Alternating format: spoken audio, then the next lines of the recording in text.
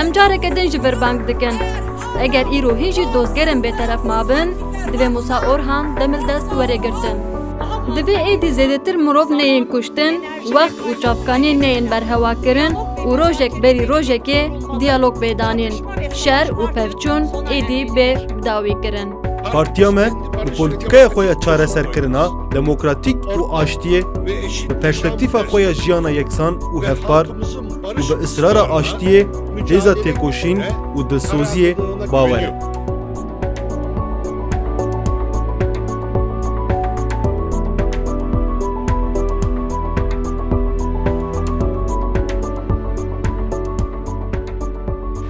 Me bav û kalên we jî dîtine.